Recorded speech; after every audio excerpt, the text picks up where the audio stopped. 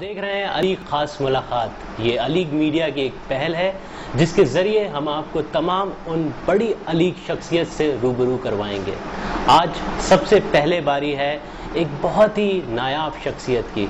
इस वक्त हमारे साथ मौजूद हैं सैयद आलम साहब से। बहुत बहुत शुक्रिया सैयद आलम साहब। आपका 20 साल से जुड़ाव है थिएटर से और ड्रामा से जी। और सबसे पहले मैं ये जानना चाहूँगा कि अलीगढ़ का जो अलीग मीडिया का जो इनिशिएटिव है अली खास मुलाकात, इसके बारे में आप क्या कहेंगे?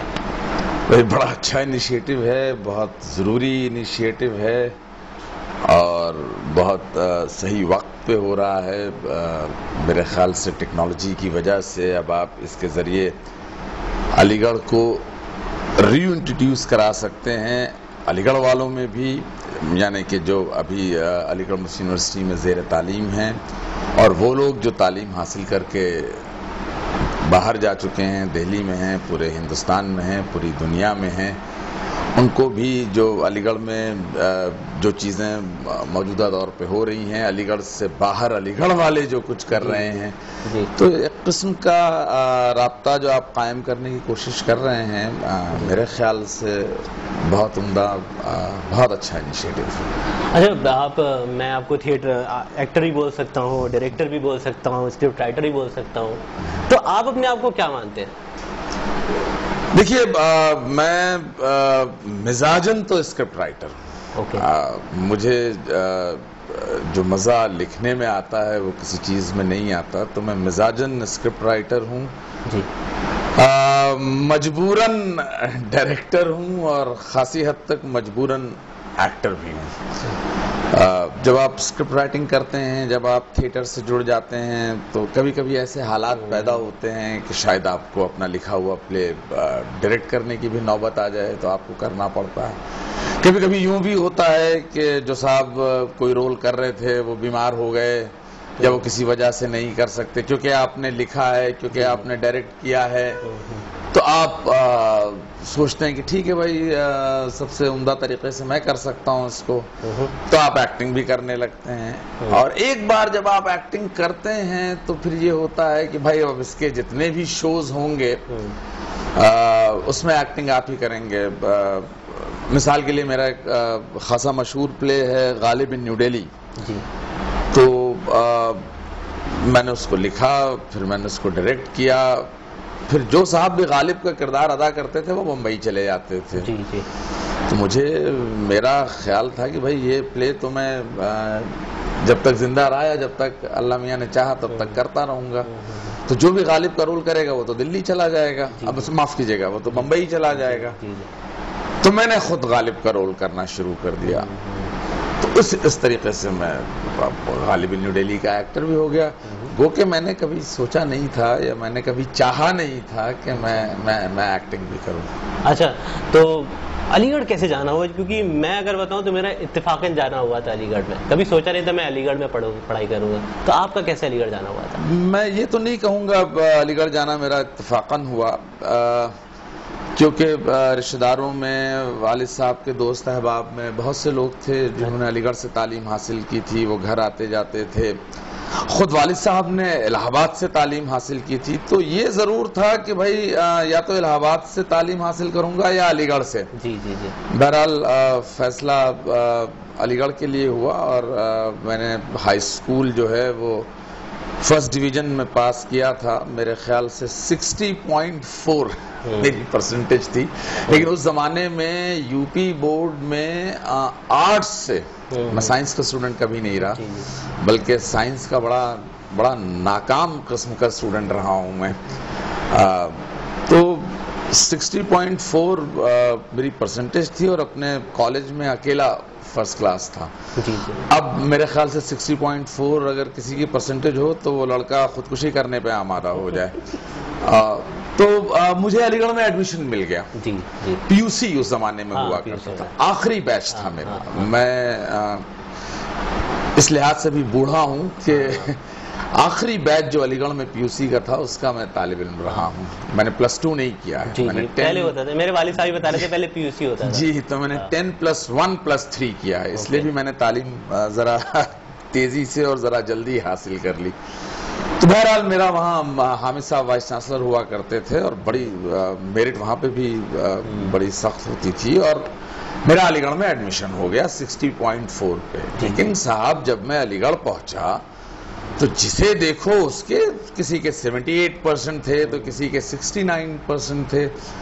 तो मैंने अपनी परसेंटेज बढ़ा ली वहां पे 60.4 से 68 कर ली।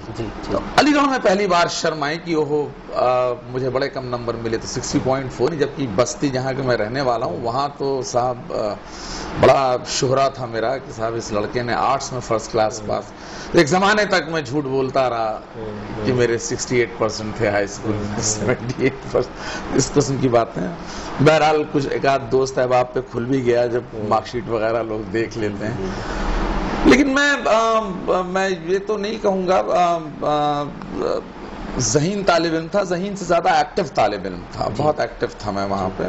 लेकिन पढ़ने लिखने में कोई ज़रूरत से ज़्यादा दिलचस्पी नहीं लेता था।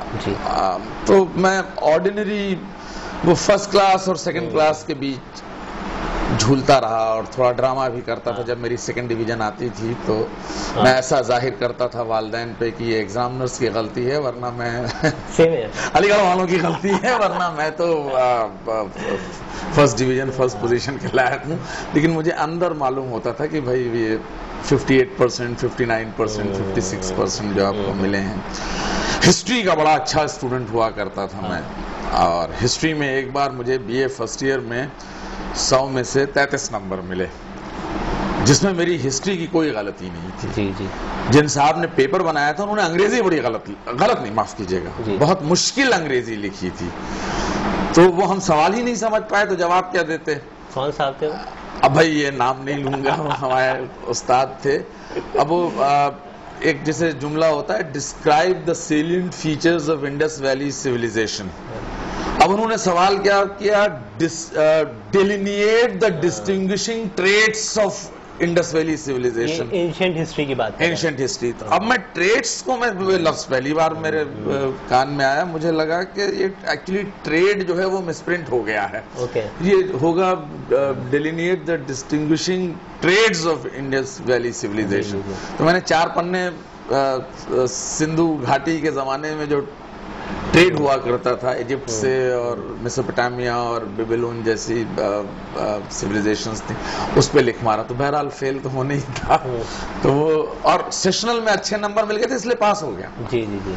वरना 75 में से शायद 13 नंबर मिले थे मुझे फाइनल एग्जाम्स में, और 25 में से 17 नंबर मिले थे जी जी जी सेशनल में। तो इस लिहाज से इसके बावजूद कि मैं हिस्ट्री का बहुत, और अभी भी मैं मानता हूँ कि मैं, और इसी वजह से मैंने बहुत सारे और बड़े नए नए हिस्टोरिकल प्लेस किए हैं, इस वजह से कि हिस्ट्री का इल्म जो है वो एवरेज से अच्छा है। हाँ नहीं, सही बात है। मेरे ख्याल से तभी ड्रामा और आप इतनी बखूबी से निभा पाते हैं, क्योंकि अगर आपकी हिस्ट्री पे अच्छी पकड़ है तो आप मेरे ख्याल से डायरेक्टर भी अच्छे हो सकते हैं, स्क्रिप्ट राइटर भी अच्छे हो सकते हैं और एक्टर भी अच्छे हो सकते हैं, क्योंकि आपके पास एक नॉलेज होती है। तो मतलब हिस्ट्री में बहुत अच्छी पकड़ है, लेकिन अलीगढ़ वालों का ऐसा मानना नहीं था। अलीगढ़ ने मुझे बड़े खराब और बड़े कम नंबर दिए हिस्ट्री में, लेकिन इसमें कोई शक नहीं। उस वक्त तो बड़ा बुरा लगता था और बहुत गुस्सा आता था अपने टीचर्स पे, लेकिन अब जब मैं सोचता हूँ तो इसमें कोई शक नहीं कि बड़े उम्दा, बड़े काबिल, और जिस तरीके से उन्होंने हिस्ट्री पढ़ाई हमें, और जब मैं यहाँ के बच्चों से जो बीए के तालिब इल्म होते हैं और उनसे हिस्ट्री वगैरह की बात करते हैं तो मुझे ख्याल गुजरता है कि भाई जब हम अलीगढ़ में थे तो बहुत मुश्किल और बहुत मेयारी तालीम दी जाती थी हिस्ट्री की। तो हम सेकंड डिवीजन होने के बावजूद और जगह के फर्स्ट डिविजनर्स से बहुत अच्छे होते थे। हम कभी गेस्ट बुक्स नहीं पढ़ते थे, हम उल्टी सीधी किताबें नहीं, बड़ी बड़ी किताबें हमें पढ़नी पड़ती थी बीए में। तो अब उन टीचर्स का एहसानमंद हूँ जिन्होंने मुझे कम नंबर दिए थे। मुझे याद है अली रिजवी साहब के थ्रू मैं आपसे मिला था, तो जब मैं पहली बार आया आपसे मिलने के लिए तो आपने बड़ी अच्छी बात की है। आपने कहा कि एक्टिंग से ज़्यादा आसान कुछ नहीं है और एक्टिंग से ज़्यादा मुश्किल कुछ नहीं है जी। तो मुझे वो बात इतनी अच्छी लगी, मैंने कहा वाकई ये 2 सेंटेंस में आपने पूरी एक्टिंग डिफाइन कर दी। देखिए किसी भी आर्ट क्या किसी भी एक्टिविटी, किसी भी क्रिएटिव एक्टिविटी को लेके। अगर आप किसी भी चीज में एवरेज बनना चाहते हैं तो कोई बहुत मुश्किल काम नहीं होता, लेकिन किसी चीज में आपको सबसे उम्दा या बेशतर लोगों से बेहतर बनना है तो वो मुश्किल काम हो जाता है जी। और खासकर इस मुल्क में। मेरे ख्याल से दुनिया जहान में भी यही मेयार होगा। मेरा ये मानना है कि जो चीज आप कर रहे हैं, ख्वाह आप एक्टर हैं, ख्वाह आप इंजीनियर हैं, ख्वाह आप टीचर हैं, ख्वाह आप डॉक्टर हैं, आप ही के लेवल के 300 लोग और उस चीज को उतना ही बखूबी करने के लिए बैठे हैं। तो आपको वो हर चीज ये सोच के करनी चाहिए कि भाई मुझे कम से कम 300 लोगों से तो बेहतर करना।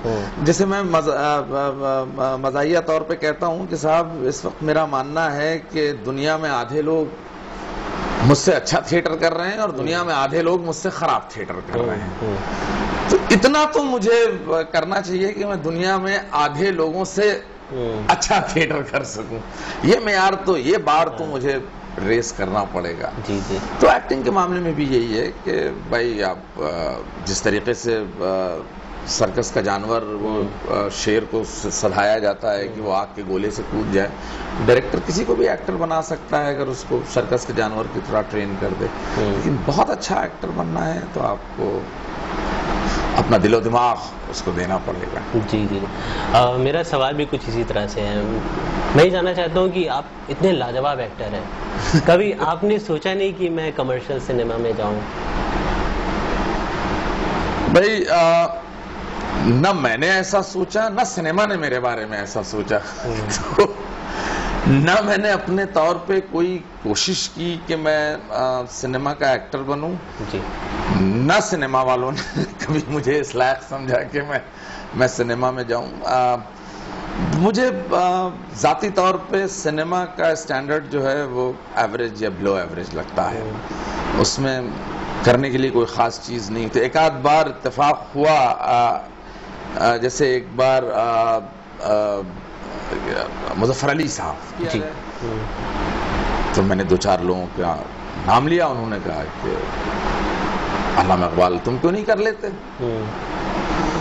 तो मेरे लिए तो बड़े फख्र की बात थी कि भाई जिस शख्स ने रेखा को डायरेक्ट किया है, जिस शख्स ने नसीर साहब और फारूक शेख जैसे बेहतरीन अदाकारों को डायरेक्ट किया है, उसके डायरेक्शन में मुझे एक्टिंग करने का मौका मिलेगा। जी जी।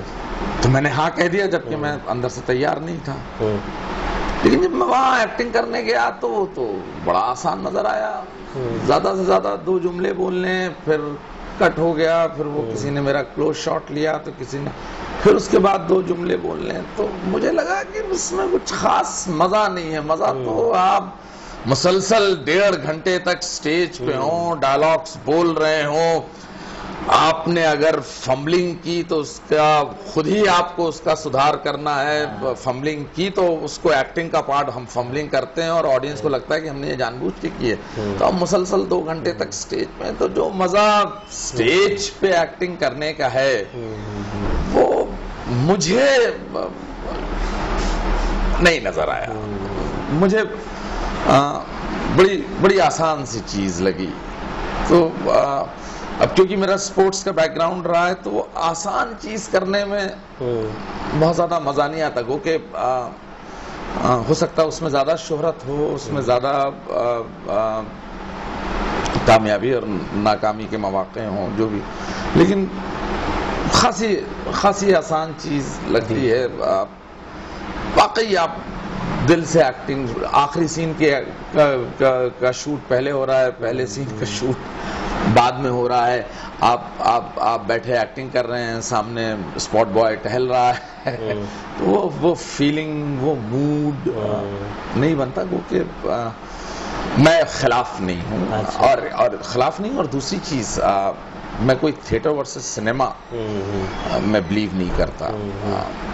अगर आपको मौका मिले, मुझे भी मौका मिलेगा तो मैं जरूर काम करूंगा, लेकिन अपनी तौर से, अपनी तरफ से कोई कोशिश नहीं करूंगा। ओके।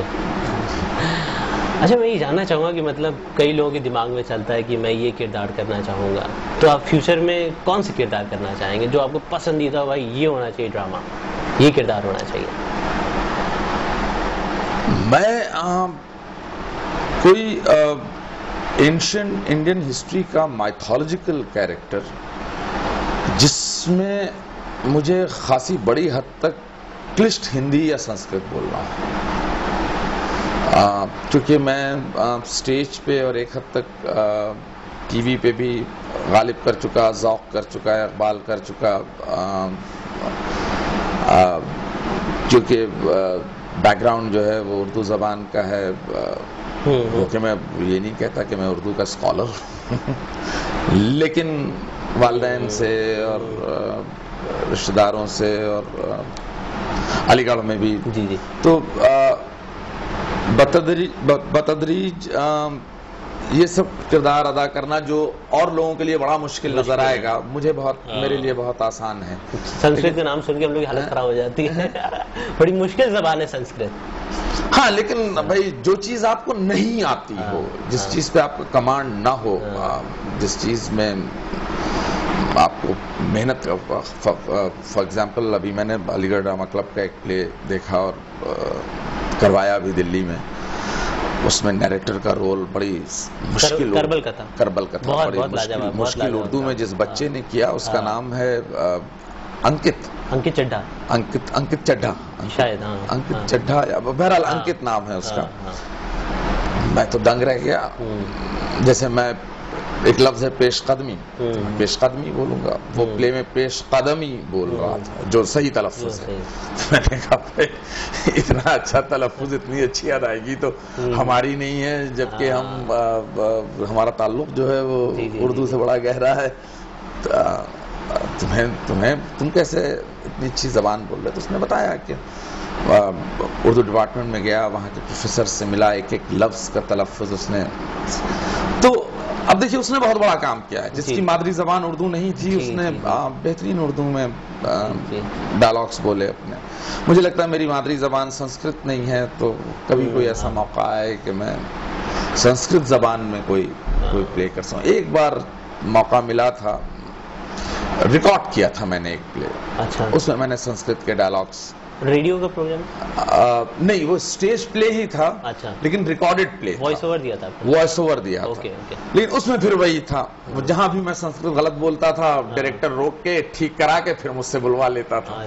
तो वो मजा नहीं आया कि आप बाकायदा संस्कृत बोल रहे हो और कहीं से उसको सही करने की गुंजाइश ना हो। अच्छा, ऐसा आपको बहुत से लोग देख रहे होंगे, अलीगढ़ में भी लड़के बहुत अच्छे एक्टर हैं, अपना रुतबा बनाना चाहते हैं, काम उनको चाहिए एक्टिंग में, तो आप क्या उनको मैसेज देंगे कि वो एक अच्छा अपना एक्टिंग करियर बना पाए? भाई देखिए, एक तो अलीगढ़ से बाहर आना उसके लिए बहुत ज़रूरी है। मौक़े हैं, लेकिन जो मैंने पहले आपसे बात की थी, जो भी चीज़ आप करना चाहते हैं उसके लिए 400 लोग और उसी मर्तबे के, उसी रुतबे के, उसी मेयार के और भी हैं। जी जी। तो बड़ा स्टिफ, बड़ा सख्त कंपटीशन है जी। आपको एक बार अपने लिए रेस करना पड़ेगा जी, और उसके बाद जाके परफॉर्मेंस करनी पड़ेगी। जी जी। प्लेटफॉर्म आपको कमोबेश मिल जाएगा, स्टेज मिल जाएगा, आपको सीरियल्स मिल जाते हैं, और आपके शॉक एब्जॉर्बर्स बहुत स्ट्रांग होने चाहिए। ये बड़ी एक्टिंग जो है, या सिनेमा या टीवी, एक हद तक थिएटर, ये बड़ी डिसऑर्गेनाइज इंडस्ट्री है। इसमें आप ऑडिशन देने गए और आपको बड़ा सख्त सदमा पहुंचा कि भाई मुझसे बेइंतहा खराब एक्टर, उसको ले लिया और मुझे नहीं लिया। ये होता है। तो ये शॉक एब्जॉर्बर्स आपके बड़े, और कभी कभी ये होता है कि मैंने देखा है कि वो एक्टर चाहिए ही नहीं होता। हाँ जी। उनको डर लगता है, अरे भाई ये तो बड़ा अच्छा एक्टर है, तो खा जाएगा हमें। हाँ। फिर कभी कभी चाहिए होता है कि मैं अपने एक दोस्त की डॉक्यूमेंट्री में काम कर रहा था, तो एक मेज पे मैं बैठा हूँ, एक मेज पे जो लीड कैरेक्टर था वो बैठा हुआ था। तो मैंने अपनी तरफ से बहुत अच्छी एक्टिंग करने की कोशिश की, तो डायरेक्टर साहब ने कहा कि सईद भाई ऐसा मत कीजिए, आप चुपचाप बैठे रहिए, वो लोग आपको देखेंगे, उनको नहीं देखेंगे। मैंने ठीक है, मैं चुपचाप बैठ जाता हूँ। तो वो हमारे अलीगढ़ को भी अलीगेरियन है, बड़ी अच्छी डॉक्यूमेंट्री उन्होंने बनाई। तो उन्होंने सईद आलम को तो इसलिए लिया था कि वो जगह भर जाए। वो एक कैंटीन में उन्हें 15 लोगों को दिखाना, उसमें सईद आलम, अब सईद आलम साहब वहाँ एक्टिंग करने लगे। उनका अरे भाई वो लीड कैरेक्टर को कौन देखेगा, तो आप बस चुपचाप ऐसे वो सामने वाले एक्टर को देखते रहिए, बस और कुछ मत कीजिए। तो एक्टर ही ऐसे चाहिए होते हैं जिनसे एक्टिंग ना करवाना पड़े आपको। तो शॉक एब्जॉर्बर्स बहुत स्ट्रांग होने चाहिए आपके, नाकामी से कभी घबराना नहीं चाहिए। सही आपके बजाय वो कोई दूसरा जो डायरेक्टर का जानने वाला था या असिस्टेंट डायरेक्टर का जानने वाला था, उसको काम मिल गया। आप इसके अलावा ये जो पेशा है एक्टिंग का, मैं इसको कहता हूं कि साहब ये एक तरीके से जो वकीलों का पेशा होता है उसकी तरह। कोई जरूरी नहीं है कि आपको एक्टिंग के बारे में इल्म बहुत ज्यादा हो, बहुत अच्छी एक्टिंग करते हो। एक्टर को अपनी मार्केटिंग भी आनी चाहिए। जैसे वकील बड़ा इल्म रखता है, बड़ी मेरे जानने वाले एक वकील साहब हैं अलीगढ़ के हैं, वो भी, उनकी वकालत कभी नहीं चली क्योंकि वो डायनेमिक नहीं थे, वो प्रेजेंटेशन उनका उतना अच्छा नहीं था। जी। और जिनकी चली वकालत वो सब उनके पास जाते हैं शाम को, फलाने भाई ये बता दीजिए, भाई ये मैं क्या आर्ग्यू करूं, क्या, वो सब बता देते। वो एकेडमिकली बहुत स्ट्रांग है, लेकिन तो इसी तरीके से थिएटर में आपको अपने आप को मार्केट करने का तरीका आना चाहिए। बहुत अच्छे एक्टर हैं, वो 25% काम आता है। एक बहुत, अब वो गलत हो या सही हो, और एक हद तक सही है, भाई शक्ल सूरत आपकी अच्छी होनी बहुत जरूरी है। जी। क्योंकि जब मैं भी फिल्म देखता हूँ तो मैं चाहता हूं मेरा हीरो और मेरी हीरोइन जो है वो खूबसूरत हो। अब मैं एक्टर बन जाऊं तो मैं चाहूं ठीक है साहब, मैं बदसूरत भी हूं लेकिन एक्टर बहुत अच्छा हूं, तो मुझे हर फिल्म में बहैसियत हीरो लॉन्च कर दिया जाए, ये तो मुमकिन नहीं होगा। सही बात है। तो अब कुछ लोगों को इस चीज की बड़ी शिकायत रहती है कि अरे साहब एक्टिंग तो टैलेंट है, उसका शक्ल सूरत और जिस्म और हाइट और रंग से क्या लेना देना। लेकिन भाई ये हकीकत है, जब मैं चाहता हूं मेरा हीरो खूबसूरत हो तो जो ऑडियंस है वो भी तो यही चाहेगी ना कि उसका हीरो या उसकी हीरोइन खूबसूरत हो। तो शक्ल सूरत का रोल होता है। फिर मैं एक चीज ये भी कहता हूं कि आपको थोड़ा सा, आपको हर चीज आनी चाहिए। आपको एक्टिंग आनी चाहिए, आपको थोड़ा बहुत डायरेक्शन आना चाहिए, आपको थोड़ी बहुत स्क्रिप्टिंग आनी चाहिए। मैं कहता हूँ भाई एडिटिंग एक बड़ी अच्छी चीज होती है, वाहिद जॉब होती है जिसमें आप एसी में बैठ के काम करते हैं, वरना तो 48 डिग्री टेम्परेचर में तो अमिताभ बच्चन साहब को भी एक्टिंग करनी पड़ती है। तो क्यों एक्टर बनना चाहते हो यार, 48 डिग्री टेम्परेचर में तो काम करना ही पड़ेगा। ये अलग बात है शोहरत ज्यादा होगी, लेकिन आपको प्रोडक्शन हो, बैक स्टेज आता हो, बहुत से काम है, बहुत से काम है।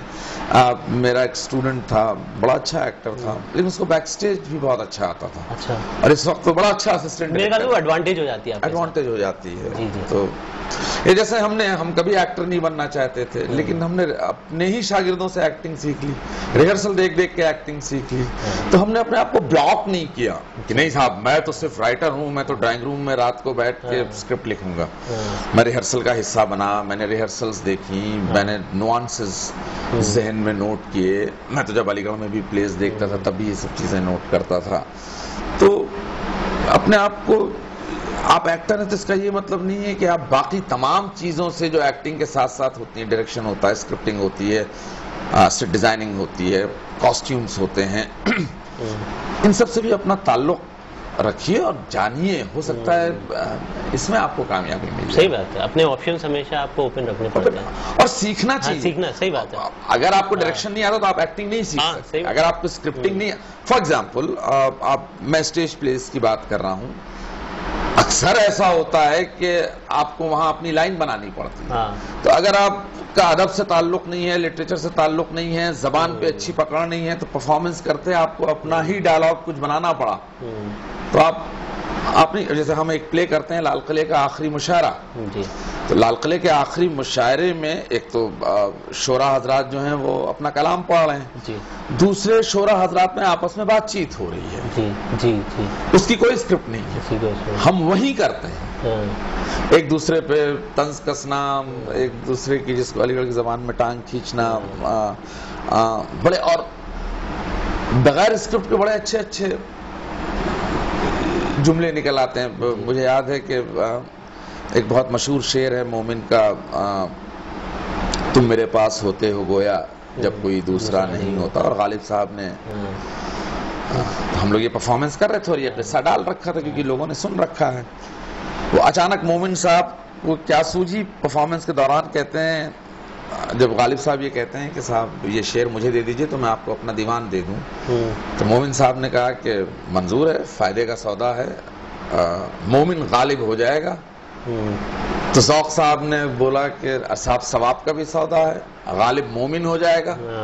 अब वो बिल्कुल वही स्टेज पे, लेकिन अगर अब आपको अदब से ताल्लुक ना हो, जबान से ताल्लुक ना हो, तो इस किस्म के जुमले, तो अब मैं कहता हूँ एक्टर को कि भाई थोड़ी बहुत स्क्रिप्टिंग भी सीखो, थोड़ी बहुत थोड़ा बहुत डायरेक्शन। बहुत बड़ी बात आप कह रहे हैं, मेरे ख्याल से जितने लोग आपको देख रहे होंगे वो बहुत कुछ सीख रहे होंगे। ये वाकई बहुत बुनियादी चीज़ है और लोगों की चीज़ फॉलो करनी चाहिए।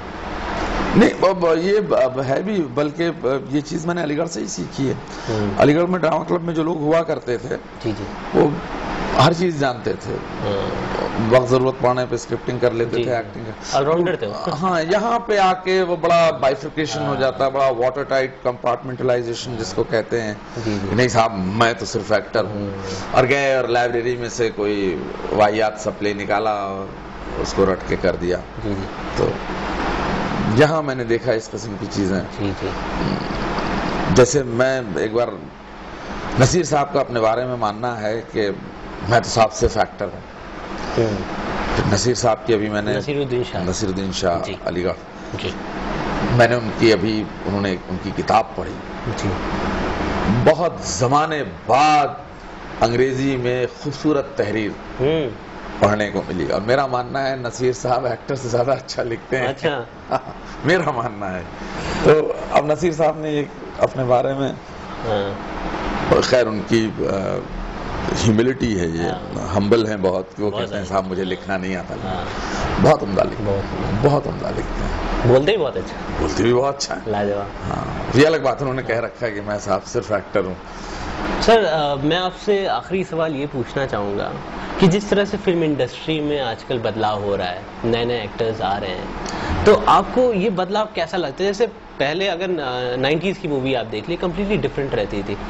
आजकल जो मूवी बन रही है उसमें थोड़ा सा अच्छा दिखाने की कोशिश हो रही है, बुनियादी चीज़ों पे ज़्यादा ध्यान दिया जा रहा है। कैसा लगता है आपको?